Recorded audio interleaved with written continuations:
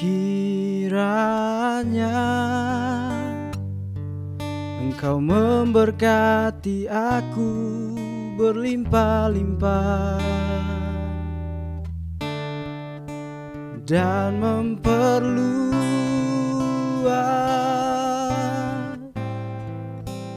daerahku, dan kiranya tangan-Mu menyertai aku dan melindungi aku daripada malapetaka, sehingga kesakitan tidak menimpa aku.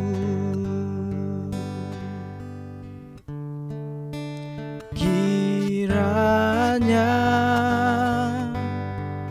Engkau memberkati aku berlimpah-limpah dan memperluas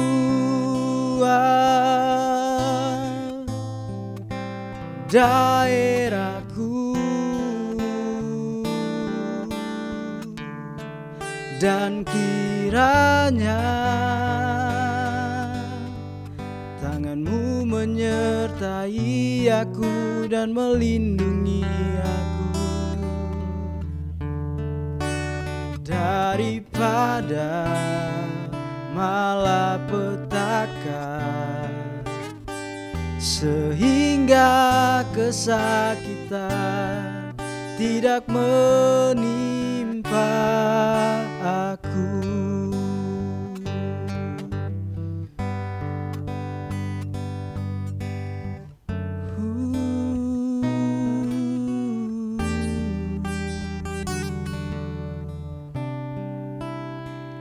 Tuhan yang mendengarkan dan menjawab doaku.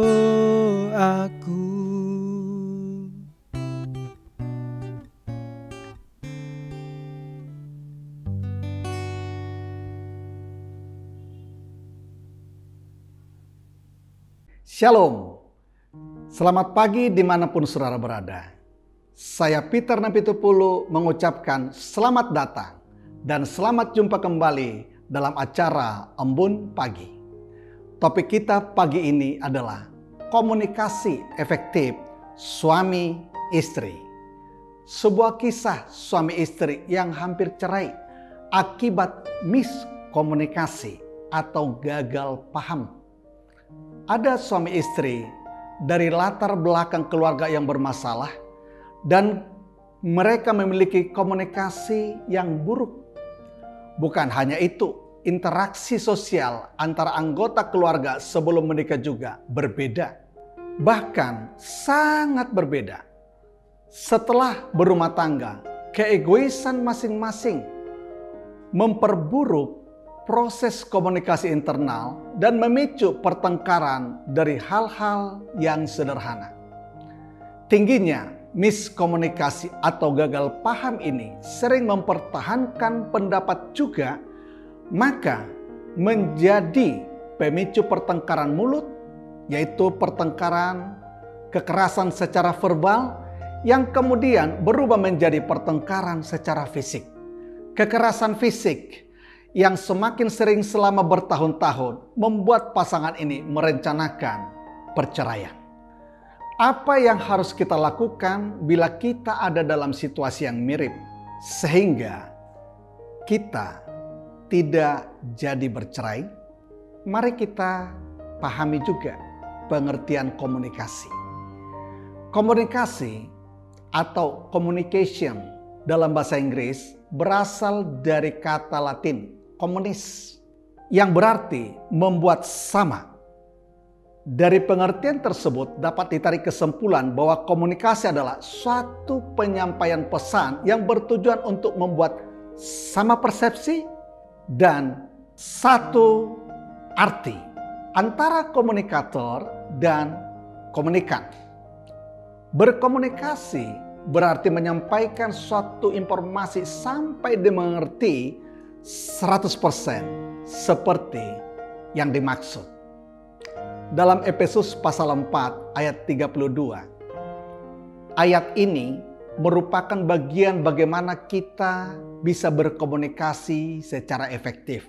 Dikatakan di dalam ayat ini, tetapi hendaklah kamu ramah seorang terhadap yang lain, penuh kasih, mesra, dan saling mengampuni, sebagaimana Allah di dalam Kristus telah mengampuni kamu. Dalam menerapkan ayat ini yang merupakan bagian dari komunikasi yang efektif, saya akan bagikan 5 tips komunikasi yang efektif. Tips yang pertama, belajar ramah dengan senyum. Ada banyak manfaat senyum dari beberapa sumber. Yang pertama, senyum itu ternyata mengikis stres. Senyum diyakini membantu meredakan stres walau kita mungkin tak tahu caranya untuk tersenyum saat pikiran kita gundah dan banyak masalah. Dan senyum itu juga menaikkan mood. Senyum itu juga membuat hati lebih senang, rileks, dan mengurangi nyeri fisik. Orang menyebut senyum adalah obat alami. Dalam Amsal Sulaiman pasal 17 ayat 22 dikatakan, hati yang gembira adalah obat yang manjur. Bukan hanya obat biasa, manjur. Dan senyum itu meningkatkan imun tubuh. Senyum itu juga membantu kita terlihat lebih menarik dan atraktif. Kita seringkali akan lebih nyaman berteman dengan orang yang senang senyum.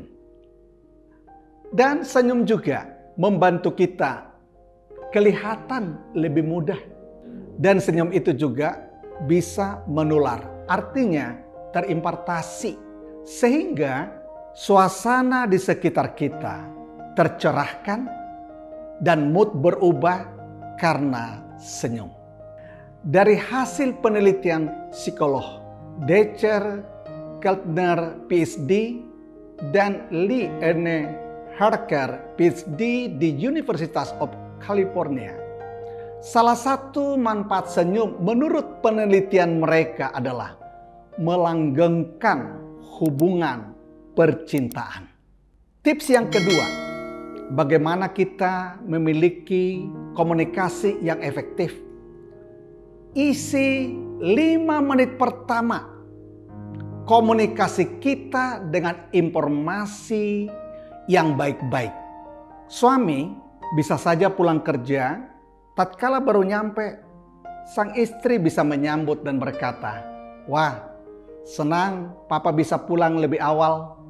Ternyata saya sudah masak masakan kesukaan papa." Tentu suami akan sukacita tatkala dikatakan masakan kesukaan dia. Jadi, pastikan di 5 menit pertama informasinya yang baik-baik dulu. Baru nanti setelah makan selesai, boleh cerita TV kita tidak hidup lagi. Ya, karena memang belum bayar wifi kita. Dan suami bisa saja langsung berkata, "Nggak apa-apa, ini ada uang. Kamu bisa bayar dulu." Istri bisa kaget, kok tiba-tiba ada uangmu? Suami juga bisa berkata, saudara, "Ya, ada teman titip katanya 1 minggu. Itu pun bukan uang saya. Tapi uang saya memang sudah habis." Saudara, tapi 5 menit pertama adalah hal-hal yang baik-baik. Selanjutnya, kalaupun ada masalah, itu mudah untuk diselesaikan. Saudara, kalau kita bisa berkunjung kepada rumah tertentu, usahakanlah bicara yang baik-baik. Kita bisa berkata, di rumah ini bagus ya, asri rumah ini, dan ada foto yang bagus. Padahal mungkin rumah itu masuk sampai pelosok-pelosok begitu. Tapi kita bisa mengucapkan yang awal 5 menit pertama. Informasi yang baik-baik yang bisa kita sampaikan. Maka urusan berikutnya nanti itu akan mudah terselesaikan. Tips yang ketiga. Praktekkan 3 kata ajaib. Yaitu tolong, kalau memang kita mau minta tolong kepada orang lain. Dan kalau kita sudah dibantu, ucapkan yang kedua, terima kasih. Dan jika kita melakukan satu kesalahan tertentu, kita bisa minta maaf supaya kita akhirnya saling mengampuni. Tips yang keempat, komunikasi yang efektif adalah cepat untuk mendengar, tetapi lambat untuk berkata-kata. Seperti Yakobus pasal 1 ayat 19. Ada kuasa dari mendengar. The power of listening. Ketika kita banyak mendengar, maka akan terjadi apa yang disebut dengan proses koneksi. Kita, para pria, perlu sadar bahwa istri kita dan anak-anak kita sebenarnya yang mereka sangat rindukan adalah pendengaran kita terhadap apa yang mereka mau sampaikan. Bukan kata-kata kita yang banyak mengajarin mereka. Mendengar itu mudah. Tidak perlu dipelajari. Sebab itu adalah fungsi biologis dari telinga kita. Tetapi menyimak atau atentif, mendengar dengan penuh perhatian dan lambat berkata-kata adalah sesuatu yang harus kita latih dalam kehidupan kita ini. Karena kita mendengar orang lain, tatkala kita mendengar mereka dengan menyimak penuh perhatian, mereka bisa merasa lega dan mereka bisa merasa diperhatikan dan juga merasa dikasihi. Dr. Edwin Louis Cole berkata, komunikasi tidak ditentukan oleh kemampuan kita berkata-kata, tetapi kemampuan kita untuk mendengar. Tips yang kelima, supaya kita bisa berkomunikasi secara efektif adalah kembalikan cinta kasih dalam keluarga kita. Jika dulu sempat hilang, mari kita kembalikan cinta kasih itu. Di dalam 1 Petrus pasal 4 ayat 8, kasih menutupi banyak sekali dosa. Berarti kasih menutupi segala perbedaan dan dapat menyelesaikan halangan, hambatan dalam berkomunikasi. Di antara yang akan dibereskan oleh kasih itu adalah kasih dapat menutupi perbedaan latar belakang kita suami istri, hal pendidikan yang berbeda. Kasih itu bisa menyelesaikan itu. Kasih juga bisa menutupi perbedaan antara kita dengan pasangan kita, masalah status sosial. Kasih itu juga dapat menutupi perbedaan nilai-nilai keluarga kita yang kita bawa dulu. Masing-masing kita memiliki nilai yang berbeda di keluarga kita. Dan kasih bisa menutupi itu. Kasih juga dapat menutupi perbedaan nilai-nilai rohani. Kalau sempat yang lalu berbeda nilai kerohanian kita, kasih dapat menutupi hal itu. Dan kasih juga akan menyembuhkan luka-luka kita. Yang lalu kita konflik, kita miskomunikasi, gagal paham, sampai mau bercerai. Tetapi kalau kita menghadirkan kasih, kasih itu bisa menyembuhkan semua luka-luka kita. Kasih itu bisa menyembuhkan akibat miskomunikasi dan gagal paham. Yang akhirnya kita bisa saling memaafkan dan saling mengampuni. Dengan kasih yang telah memulihkan antar kita suami istri, mari kita lanjutkan dengan ucapan-ucapan yang melanggengkan pernikahan kita ke depan. yaitu pria senang mendengar ucapan yang membuat dia merasa berharga dan merasa dihormati di dalam keluarganya. Istri bisa saja berkata, "Papa, terima kasih ya. Karena setiap bulan Papa memberikan gaji secara utuh dan saya tahu Papa adalah seorang pria dan kepala keluarga yang bertanggung jawab untuk keluarga kita." Kata-kata seperti itu sangat disukai oleh seorang pria. Dan wanita juga akan merasa berharga jika dikasihi. Kadang wanita setelah menikah untuk sekian tahun, ya mungkin sudah 10 tahun, bahkan lebih. Kadang-kadang wanita itu ada keraguan di dalam hati dia. Dia mungkin berpikir, apakah saya masih dicintai oleh suami saya? Padahal para suami bisa saja memberikan kepada istrinya setiap bulan gaji penuh, kerja pagi, pulang malam, tetap konsisten jamnya, dan sangat perhatian. Dalam hati suami, saya ini sudah menjadi seorang pria yang mengasihi keluargaku dan mengasihi istriku. Tapi sekali lagi, di dalam hati dan pemikiran seorang wanita, kadang muncul perasaan, setelah sekian tahun kami menikah, apakah dia masih mencintai saya? Sebelum saudara, istri kita bertanya kepada kita dan berkata, "Sayang, apakah kamu masih mencintai saya?" Sebelum dia mengucapkan kalimat itu, bolehkah kita para pria terlebih dahulu mengucapkan kata-kata bahwa kita mencintai dia, "I love you," aku mencintaimu. Atau mungkin kita bisa berkata, "Sayang, tidak gampang aku dapatkan kamu. Dan sampai hari ini kasihku tetap utuh kepadamu." Bisa setiap hari kita ucapkan, "Aku mengasihimu, aku mencintaimu." Kenapa berkali-kali? Karena seringkali juga di pikiran seorang istri muncul, apakah saya masih dicintai?